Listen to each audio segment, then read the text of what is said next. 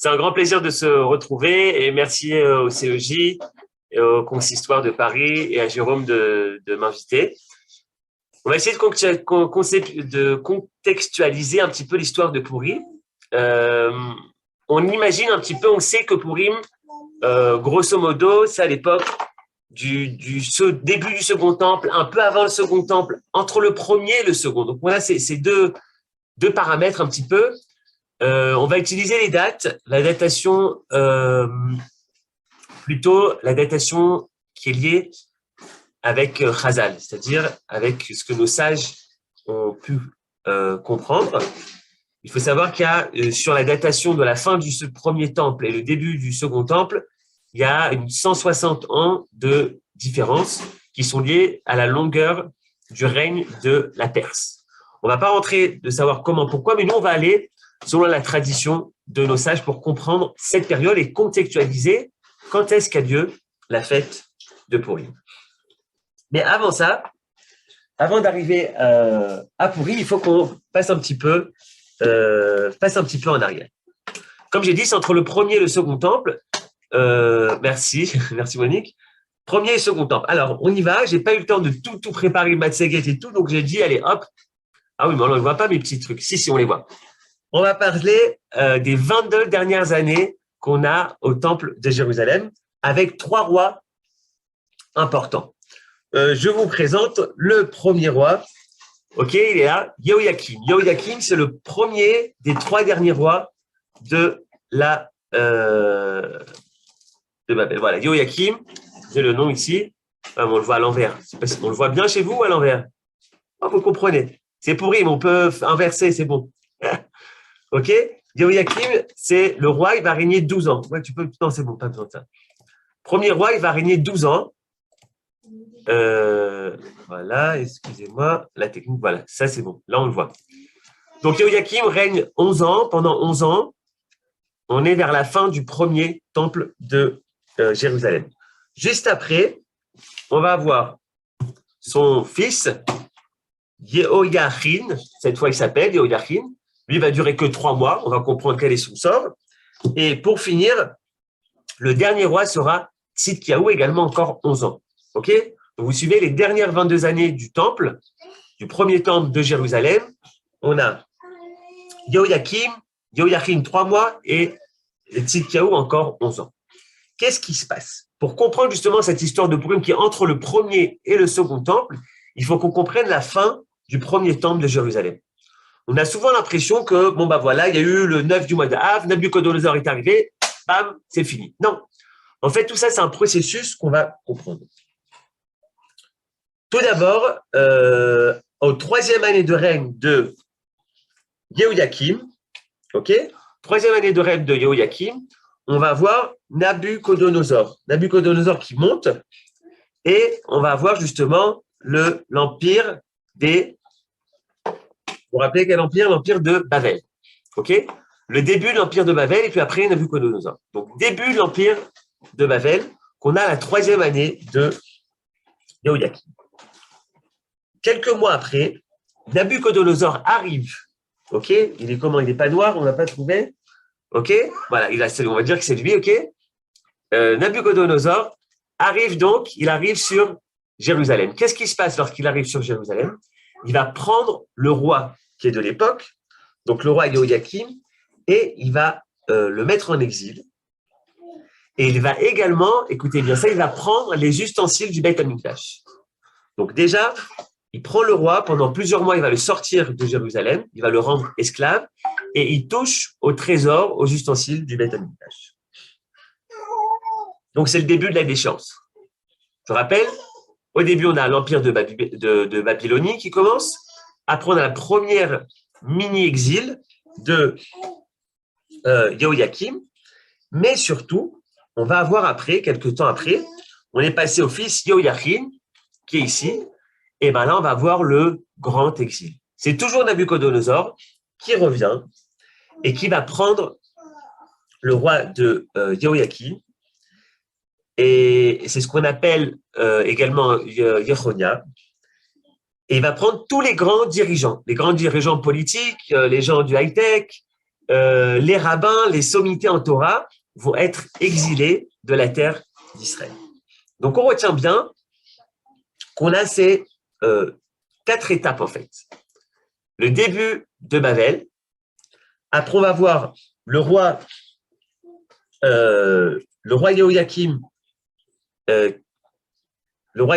qui part. Après, on va voir l'exil de Yehoyakim. Et à Tzidkiyahu, on va voir la destruction du temple. Donc, on a 4 étapes qui vont nous dire que c'est la fin.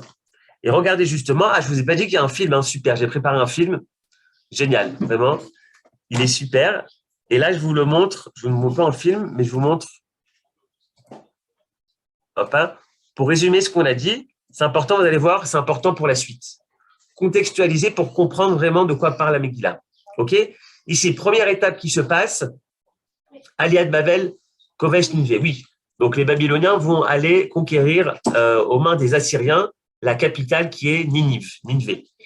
Après, Yehoyakim va partir, j'ai dit, c'est un petit exil, c'est lui qui est pris sous la tutelle de Nabuchodonosor, qui est mis esclave pendant quelques mois.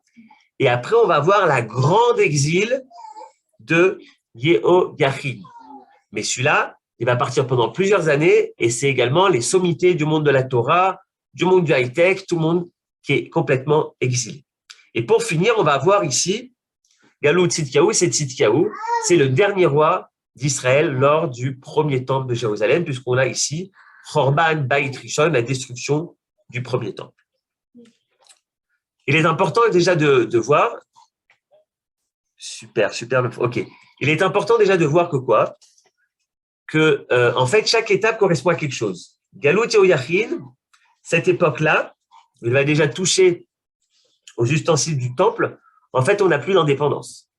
L'indépendance d'Israël n'est plus vraiment indépendante. Là, l'exil de Yehoyachin, on part en exil. Donc, premièrement, on n'est plus indépendant. Après, on part en exil. Et pour couronner le tout, on a la destruction du premier temple de Jérusalem. OK, là, c'est ce que je vous ai montré. 11 ans Yehoyachin, 3 mois, 11 ans Tzidkiyahu. Et donc, on a ces trois étapes importantes. Et puis après, donc, fin, c'est fini. On n'a plus de premier temple de Jérusalem. Le Jérusalem est détruit. C'est l'exil. Et on va voir ce passage-là. Ce passage-là, je vais vous le mettre en vidéo. J'ai préparé une vidéo qui m'a pris beaucoup de temps et qui est vraiment super. On doit bien sûr les droits d'auteur à l'Institut Megalim, qui est l'Institut de recherche et qui fait très souvent des films de très très bonne qualité. J'espère que ça se passe bien. Vous pouvez me dire par chat si vous allez bien voir, si vous allez bien entendre. J'essaye de faire le maximum pour que le partage d'écran soit bien, l'audio également. Portion d'écran, hop. Voilà, on va démarrer. Et moi, je vous dis, hop. Ah non, ça, ce serait bête de commencer par la fin. Voilà. C'est parti.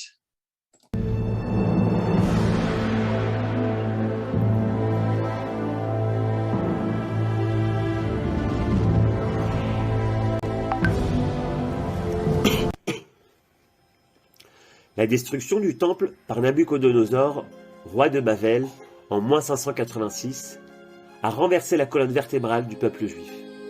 Le Beth Amikdash brûle. Des milliers de juifs sont tués. La capitale, Jérusalem, est détruite jusqu'à ses fondations.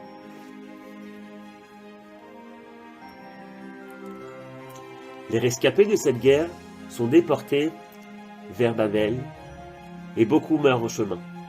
À la fin de ce long voyage, sort de la bouche des exilés une phrase empreinte de tristesse et de douleur. Sur les rives des fleuves de Babylone, nous pleurions et nous nous souvenons de Tzion.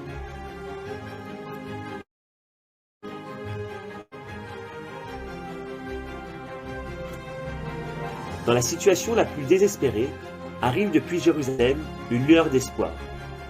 Jérémie prophétise. construisez des maisons, installez-vous et mangez vos fruits. Car ainsi Dieu dit, après 10 ans de Babel, je vous délivrerai et je vous ramènerai en Israël. Les exilés prennent les coutumes et le langage de Babylonie et travaillent dans l'agriculture ou même dans le commerce. Et en plus, ils réussissent dans les affaires. Plus les Juifs s'enracinent en Babylonie, plus le lien avec la terre d'Israël s'amoindrit. Nous voici ici au musée de la Bible à Jérusalem. Nous observons les reçus, contrats de vente des exilés de Babel sont exposés. Ils ont été écrits il y a plus de 2600 ans en babylonien. On retrouve des noms juifs comme Haggai, Achikam, Nathaniahu, mais également des noms babyloniens. Le peuple juif commence-t-il à s'assimiler? Le peuple juif va-t-il disparaître du globe terrestre, comme beaucoup d'autres peuples? Eh ben, non. De façon surprenante, en exil, l'identité juive se renforce. Les exilés continuent à faire Shabbat, à respecter la Torah et les mitzvot. Il y a création de communautés juives isolées du monde non juif. Mais plus le temps passe et plus le rêve de revenir à Sion s'éloigne. Les rois de Babel sont durs avec les Juifs. Tant que Babel dirige, les Juifs n'ont aucune chance de revenir en Israël.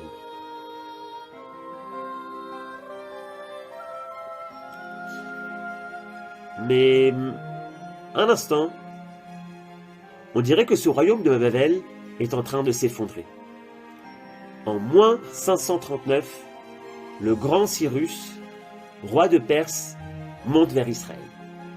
Il conquiert l'empire de Babel et fait une marche de la victoire inimaginable qui va déstabiliser le monde entier.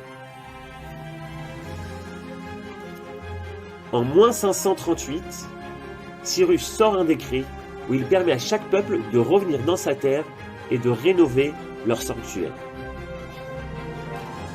Jusqu'en 1879, on ne connaissait le décret de Cyrus uniquement de Tanakh de la Bible.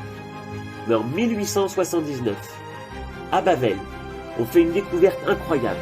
On a retrouvé un cylindre fait en argile où il est écrit dessus en écriture akkadi. Après un long travail de déchiffrement de la part des archéologues, on a eu la surprise de retrouver une authentique copie de la déclaration de Cyrus il y a 2600 ans. Malgré les différences entre les versets du Tanakh et ce qui est inscrit sur le cylindre, les archéologues ont compris qu'il s'agissait de la même déclaration de Cyrus le Grand. Il se trouve que Cyrus a envoyé sa déclaration à plusieurs versions, à chaque peuple selon sa langue. La version hébreu de la déclaration est écrite dans le livre d'Ezra. Ainsi parle Cyrus, roi de Perse. L'Éternel, Dieu du ciel, m'a mis entre les mains de tout le royaume de la terre. Et c'est lui qui m'a donné mission de lui bâtir une maison à Jérusalem qui est en Judée.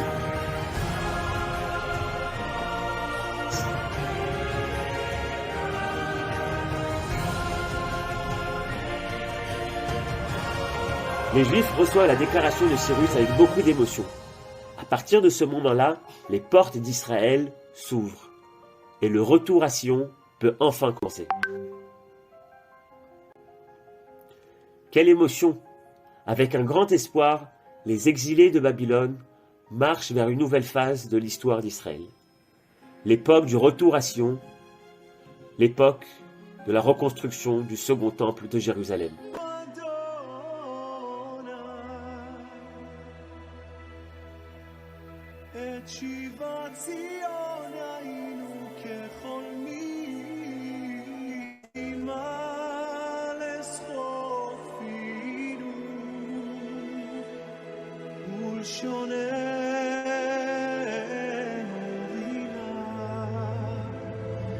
אז יאמרו יאמרו בגויים הגדיל אדוני לעשות עם אלה הגדיל אדוני לעשות עמנו היינו שמחים.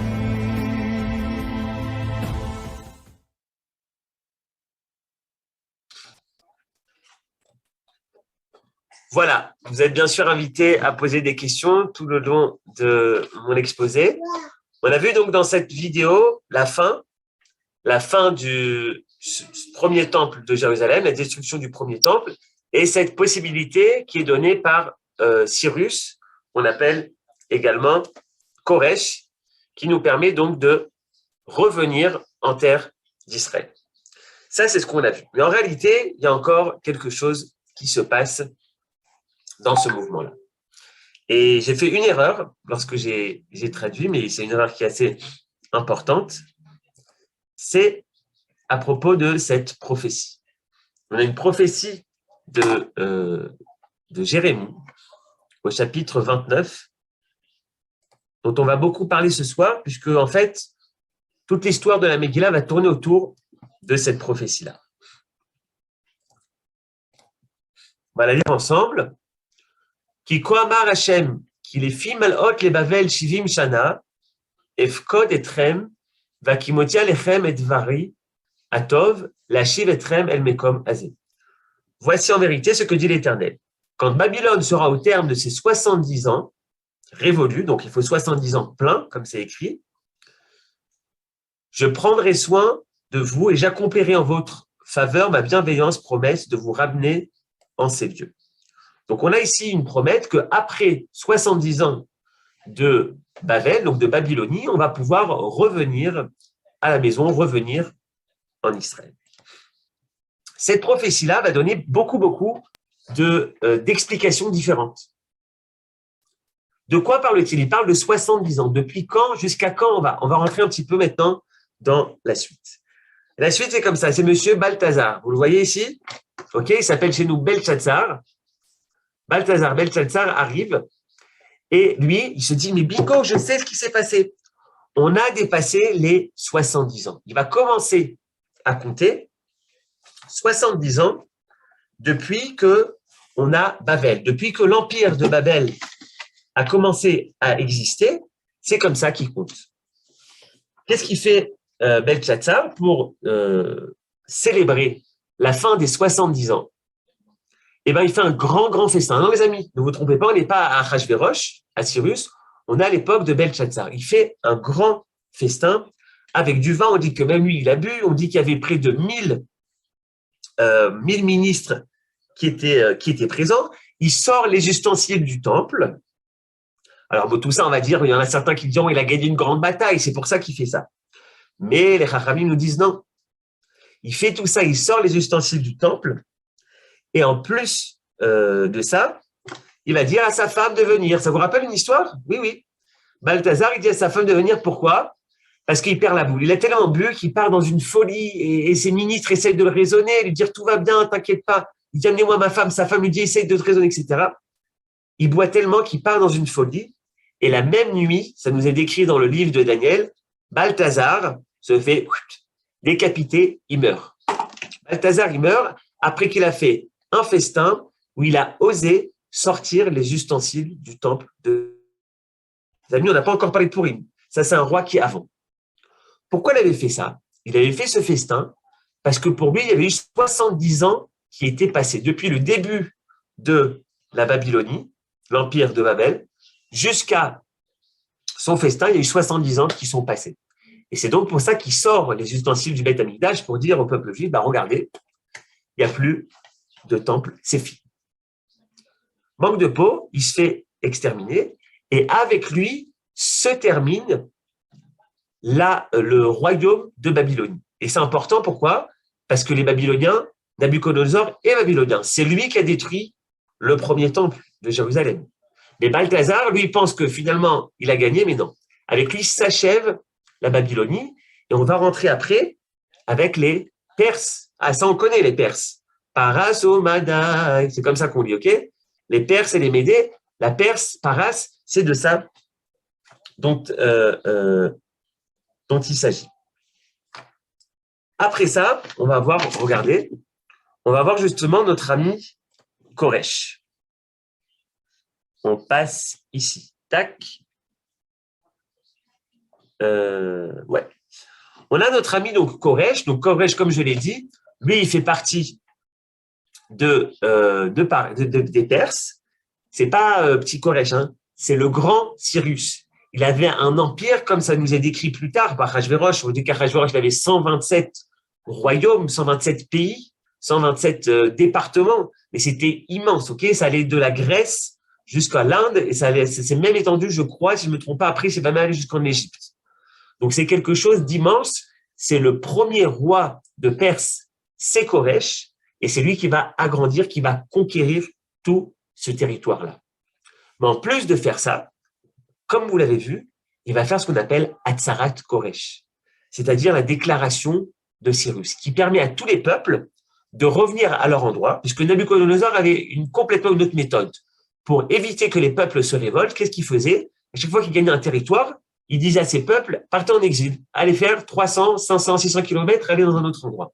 Et là, il dit à tous les peuples, revenez dans vos endroits, vous pouvez reconstituer vos temples, vos lieux de prière, et également aux Juifs. Il va dire la même chose à Israël, vous pouvez revenir à Jérusalem et reconstruire le temple.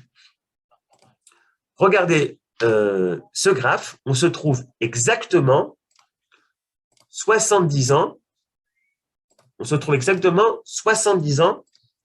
après l'exil. Hop, une seconde. Previous. Hop. Voilà, hop, on le partage. Ici, Michté Belshazzar, voici Balthazar. Belshazzar, lui, s'est planté parce qu'il a commencé à compter les 70 ans de la prophétie de Jérémie, il a commencé à compter depuis le début. Là, on est Koresh, non, c'est les 70 ans qui sont pile après la galoute de Yehoiachim. Donc, vous vous rappelez, c'est ce roi qui a été pris pendant quelques mois comme esclave de Nabuchodonosor. Et ça fonctionne puisque Hatzarat Koresh, il permet aux Juifs de revenir. Qui revient? Vous savez qui? Eh bien, il faut ouvrir le livre de Ezra. C'est magnifique parce que dans les premiers chapitres du livre de Ezra, il y a le nom pratiquement de chaque famille qui revient. Il y a 40 000 Juifs qui reviennent après la déclaration de Balfour. Ah non, pas la déclaration de Balfour, la déclaration de Koresh. On en parlera de Balfour peut-être après. Vous vous rendez compte, 40 000 personnes qui reviennent, c'est beaucoup? Pas beaucoup, les amis. C'est qui? Majoritairement, ce sont les pauvres, ceux qui n'ont rien à perdre. Il y a quelques dirigeants spirituels comme Zerubbabel, quelques dirigeants également citoyens, on va dire, mais la majorité, c'est des pauvres. Donc finalement, les gens ne reviennent pas, alors qu'ils pourraient déjà revenir, permission de revenir, de construire le temple. Mais ça n'a pas lieu. On continue dans notre histoire, et donc justement, juste après Koresh, on va avoir toujours dans l'Empire perse, on va avoir notre fameux Achashverosh. Comment ouvre la Megillah? Voici qu'à la 3e année, il décide de faire un grand festin qui va durer 180 jours. Un grand festin après 3 ans. Pourquoi 3 ans après? Bizarre. Moi, je suis élu roi, tout de suite, je fais un grand festin pour épater la galerie.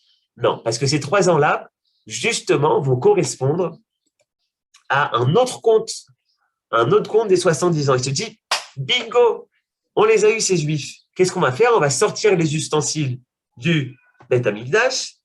Il va appeler Achashverosh, il va appeler également sa femme. Vous connaissez l'histoire, on ne va pas la refaire. Il lui dit de se dénuder, etc. Ils ont trop bu, etc. Finalement, c'est elle qui va mourir. Vous vous rappelez, dans Belshazzar, le Michté qu'on a déjà vu, le festin, c'était lui qui était mort. Là, c'est elle qui va mourir. C'est intéressant de savoir pourquoi c'est elle, parce qu'en fait, elle est descendante de Nabuchodonosor. Donc, elle représente Babel, la Babylonie, elle représente l'empire qui a détruit le premier temple. Donc, c'est elle, en fait, qui va passer à l'as. Et on va rester avec Achashverosh, qui fait justement ce festin pour festoyer et dire, regardez, moi, j'ai compté les 70 ans de Jérémie, et je comprends que, niet, il n'y aura plus de second temple, et donc, il sort les ustensiles du temple, les ustensiles du temple de Jérusalem. Il se trompe, bien évidemment, dans le conte, et c'est donc Vashti, sa femme, qui passe à l'as. Et plus tard, on va voir le fils de Achashverosh, il va s'appeler Darius, ok? On le voit ici, Darius. Et en fait, selon la tradition, ce serait le fils de Achashverosh et Esther. Vous vous rappelez, Vashti est fini, Esther revient, donc leur fils va être Darius, et c'est lui qui va mener à bien la reconstruction du temple jusqu'au bout. Okay, j'ai oublié de le dire, à l'époque de Cyrus, de Koresh, 40 000 Juifs reviennent, ils commencent à construire le temple, mais Achashverosh dit « Stop, on s'arrête ». Et ce sera fini uniquement à l'époque de Darius. Maintenant, vous allez pouvoir ouvrir les micros dans quelques secondes parce que j'ai une grande question à vous poser. Et cette question, elle est toute simple. On a fait ici un petit peu les comptes. OK ? On a dit qu'il y a 4 possibilités en fait de compter. Je résume. Vous allez voir ça.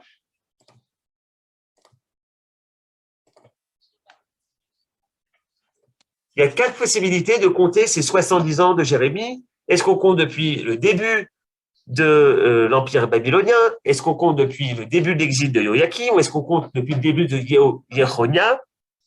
Joachim, c'est le même. Ou depuis la destruction du second temple. Donc, on a 4 possibilités de faire ce compte des 70 ans. Et la question que je vous pose, vous pourrez ouvrir les micros, pourquoi Jérémie nous donne cette prophétie qui est tellement vague? Parce qu'on voit qu'on a 4... Jérémie est très bien dur. Oui, alors je reprends les questions. Alors, Darius, celui dont j'ai parlé, c'est le fils de Dariavesh, il s'appelle Dariavesh Darius, c'est le fils de Achashverosh et Esther. OK? Achashverosh et Esther, ceux de l'histoire de Pourim. Pourquoi, et c'est là ma question, vous pouvez répondre avec le micro et avec la caméra, pourquoi, à votre avis, la prophétie de Jérémie est tellement floue? Après 70 ans de l'empire de Babel, il y aura un retour à Sion. Sois plus clair. Allez-y, c'est à vous la parole.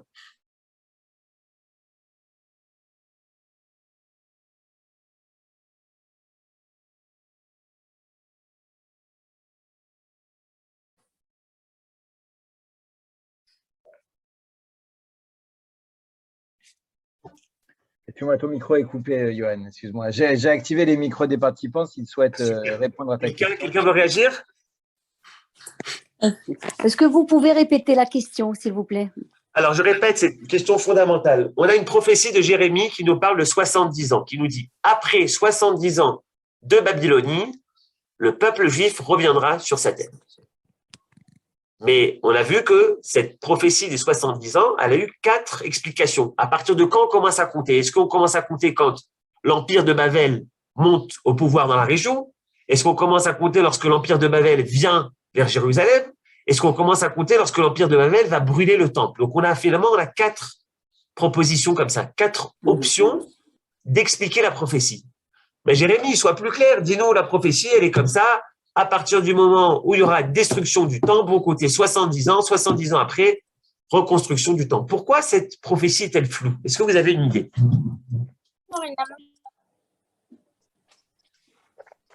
Je suis là. Alors non, je vois que personne n'a...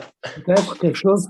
Peut-être que je voudrais essayer de prendre la parole pour dire que ces 4 périodes dépendent très certainement du comportement du Ham Israël. C'est un peu comme si l'on donnait plusieurs chances. Et ces périodes correspondent à notre Teshuvah. Exact. Alors merci. Vous allez commencer à nous donner une clé. Cette clé-là, elle est très importante. Elle est très importante à comprendre. Et moi, j'aime bien donner cette métaphore d'un carrefour. Très souvent, quand je conduis, je me rappelle de ce que me disait mon prof d'auto-école. Il me disait toujours, il ne faut jamais rester sur un carrefour. C'est interdit. Quand tu rentres sur un carrefour, il faut que tu te dises, je reste le moins de temps possible sur un carrefour. Je crois qu'il y a près de 58 possibilités, quelque chose comme ça, près d'une 50aine de possibilités d'avoir un accident lorsque tu es dans un carrefour. Si lui, il arrive par là, si lui, il arrive par là, si lui, truc, etc. Le carrefour, c'est un endroit dangereux. C'est un endroit qu'il ne faut pas rater. Est-ce que tu vas tout droit? Est-ce que tu vas à droite? Est-ce que tu vas à gauche? Et c'est ça, en fait, ces 70 ans. Ces 70 ans-là, c'est des carrefours qu'on a de l'histoire. À chaque option de ces 70 ans, donc on en a eu 4, c'était des carrefours qu'on devait passer, où le peuple juif devait faire quelque chose, devait agir et devait savoir où il va. Est-ce qu'il décide d'aller à droite? Est-ce qu'il décide d'aller à gauche? Et en fait, ces carrefours-là, on les a ratés, les amis. On les a ratés parce que lorsque Cyrus, Koresh, nous permet de dire aux Juifs, venez, vous pouvez revenir en terre d'Israël, ben, il y a 40 000 Juifs qui restent. Il y a encore des centaines de milliers de Juifs qui restent en Babylonie. Et donc, ça veut dire que ce premier carrefour, ce carrefour de revenir, il n'a pas été pris. Le peuple juif est resté en exil. Vous comprenez ce qui se joue ici? Ce qui se joue, c'est qu'en fait, à chaque fois, c'est des portes de sortie. C'est un petit peu comme dans un compte en banque. Quand tu mets de l'argent de côté, tu peux sortir tous les 6 mois, tu as le droit de sortir. Parce que tu as mis de l'argent de côté. Okay, c'est un peu pareil. Ça veut dire qu'il y a la route qui est tracée, mais il y a des moments clés. Là, à l'époque de Koresh, on aurait dû venir. Et qu'est-ce qui s'est passé? On a un peu raté le carrefour. On est allé doucement, très doucement. Il y a eu le feu vert qui s'est mis, on a klaxonné derrière et nous, on a hésité. Est-ce qu'on y va? Est-ce qu'on n'y va pas? Alors, certains sont passés, certains ne sont pas passés. Il y en a d'autres qui sont restés au milieu du carrefour. Je sais.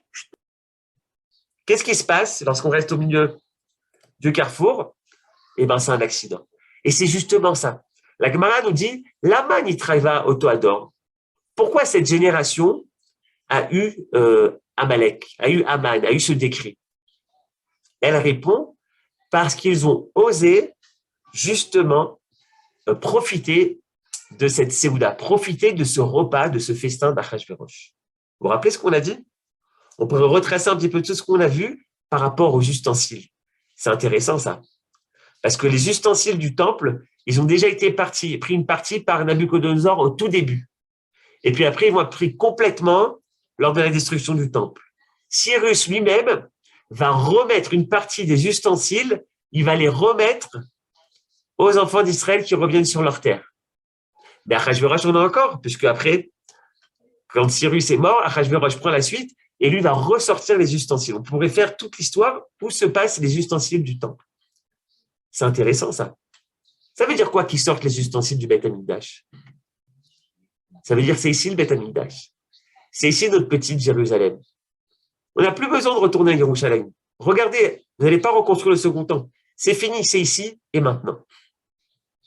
Et donc c'est pour ça, parce qu'ils ont eu le culot de ne plus croire en la rédemption du peuple juif, qu'ils ont eu ce Haman, ils ont eu ce Amalek. On va lire ce Shabbat Zachor.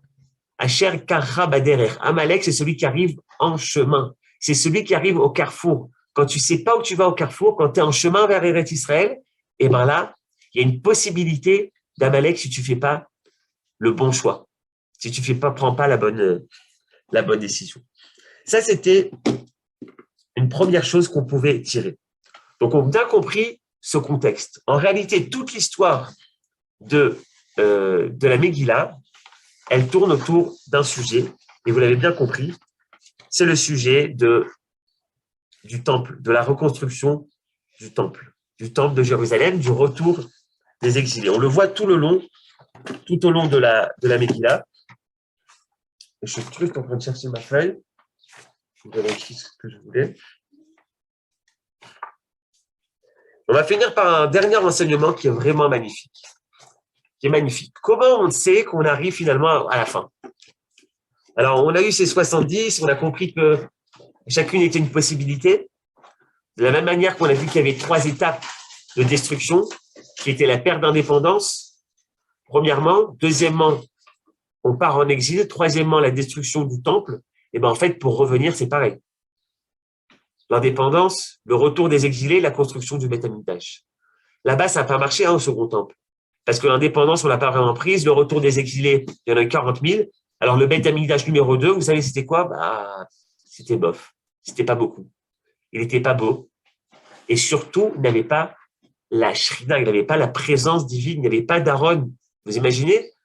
Dans le Saint des Saints, il n'y a pas l'étape de la loi. C'est comme si, comme on dit, en hébreu, on dit Akol chaser minaika. Il manque l'essentiel. Pourquoi il manquait l'essentiel? Parce que les premiers carrefours, le carrefour du retour des exilés, le carrefour de reprendre l'indépendance, les uns les a ratés. Alors, on les a fait à moitié. Alors, quand on arrive au Beth Amikdash, on en a à moitié. Il ressemble un peu au Beth Amikdash, mais finalement, il manque l'essentiel. Ça, c'est ce qu'on a appris du contexte historique. Et on va devoir se poser la question, et par ça, on va finir. Pourquoi cette Megillah elle est tellement importante? Cette Megillah elle est tellement importante parce qu'elle nous raconte en fait l'histoire du peuple qui revient vers Sion. Elle a eu lieu 2 fois dans toute l'histoire du peuple juif. On a près de 4000 ans d'histoire, depuis Abraham jusqu'à nos jours, 4000 ans d'histoire du Ham Israël, du peuple juif, du peuple d'Israël. Il y a eu 2 fois dans toute l'histoire où on a ce schéma. On a le peuple qui est en exil et qui revient vers Jérusalem, qui revient vers Israël.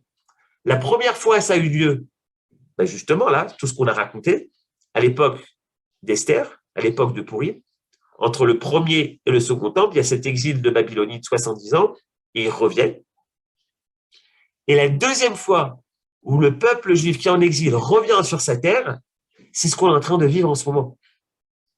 Donc vous comprenez l'importance de comprendre le contexte historique de Esther, de Pourim, parce que ça nous permet de comprendre ce qui nous passe aujourd'hui. J'aimerais finir par un très très bel enseignement qui est tiré de la Gemara. On a compris une chose, on va aller dans le texte directement. Hop. C'est par ça que je terminerai. Rabbi Chia bar Abba et Rabbi Shimon ben Halafta ayu malchin bebikat Arbel.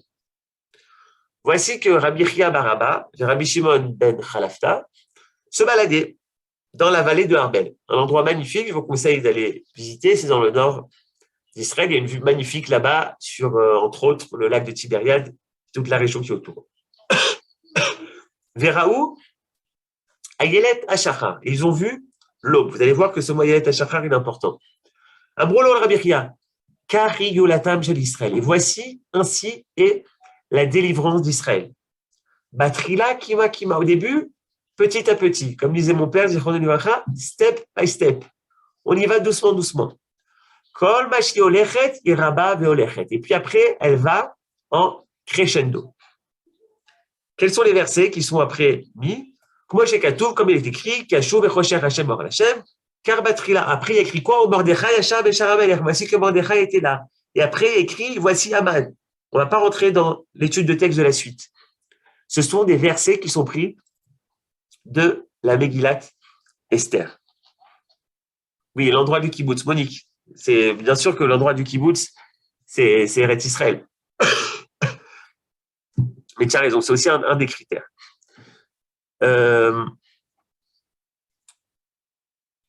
Donc ça, on nous parle d'ici. De quelle façon sera la Géoula? Elle se fera de façon petit à petit. Ce sera un processus géoulatique, un processus de rédemption.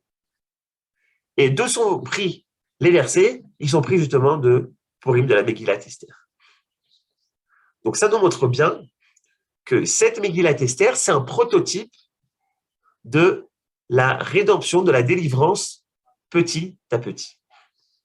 Mais ce n'est pas petit à petit comme ça. Regardez bien à quoi c'est comparé. C'est comparé au lever du soleil, ou plus exactement à Shachar. C'est magnifique. Parce que je sais que Ariel nous écoute. Et Ariel, tu vas nous dire quel est le psaume que nous lisons à... Tu peux rallumer ton micro. Quel est le psaume que nous lisons à Pourim? Le psaume spécial. Tu l'as ou pas? Non, à Pourim. Ah, Pourim, une minute. Lamnatseach, Alayelet, Ashahar. Lamnatseach, Alayelet, Ashachar. Ça veut dire c'est l'aube. Pourim est comme comparé à l'aube. OK? Mais en fait, c'est qui? C'est de quoi il s'agit? Il s'agit exactement d'une des lois. Vous savez qu'il y a Pourim qu'on fait à Jérusalem, qui est spécial, parce que c'était entouré de murailles. Il y a Pourim qu'on fait en dehors des murailles. dans toutes les autres villes du monde presque. On a une loi. Où l'endroit où tu vas te trouver à l'aube, c'est à ce moment-là que tu vas décider si tu appartiens aux villes qui fêtent le 14 ou aux villes qui fêtent le 15. Mais c'est magnifique parce que cette loi-là, on l'a fixée de où tu fais ton Purim. Les Chachamim ont décidé de fixer ça justement au premier rayon du soleil. Au moment où quoi? Au moment, en fait, c'est encore la nuit. C'est encore la nuit, mais on voit déjà l'aube. C'est qui est capable de faire ça? C'est Rabbi Chia et Rabbi Chalafta. C'est eux qui sont capables de voir. Dans la nuit, dans l'obscurité, ils voient déjà la lueur d'espoir. Ils voient déjà poindre le début, tout début du soleil. Et c'est donc pour ça qu'on a dit ça à l'époque de la Megillah. Parce qu'en fait, la Megillah, c'est exactement à ce moment de l'année. Rapidement, on finit avec ça, les amis. Si vous prenez 12 heures, ok?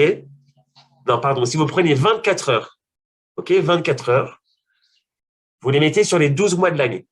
C'est un peu des maths, mais c'est facile. On a 24 heures que vous fractionnez en 12. Ça veut dire que chaque mois correspond à 2 heures. Chaque mois correspond à 2 heures.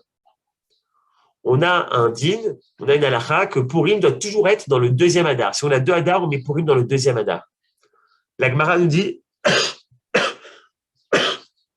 Edelismor Geoula le Geoula. Il faut qu'on accole la délivrance de Purim avec la délivrance de Pessah.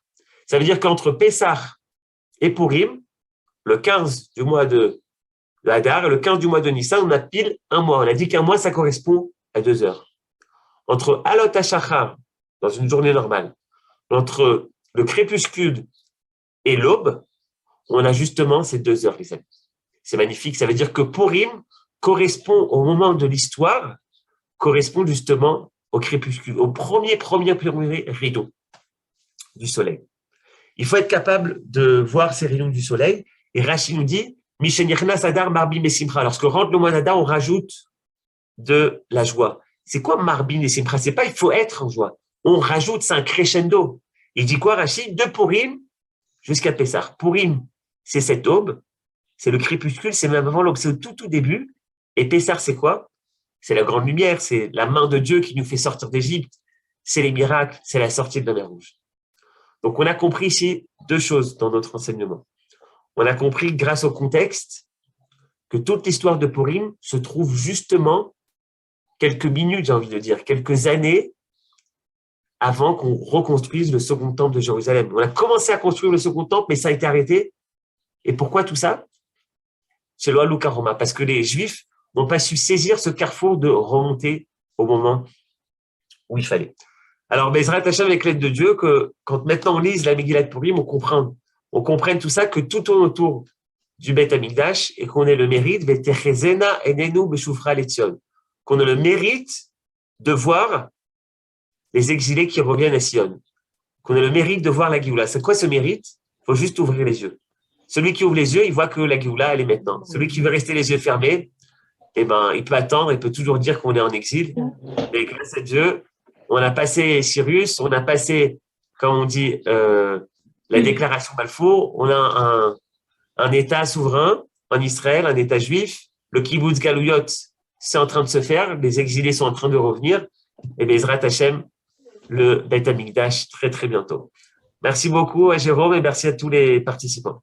Amen, amen. Et merci beaucoup, Johan, pour cette intervention de très grande qualité. Ce film que tu as fait, que tu as commenté, c'était vraiment magnifique. Hein. Kol hakavod pour tous les efforts que tu fais pour rendre ça interactif. C'est à chaque fois passionnant.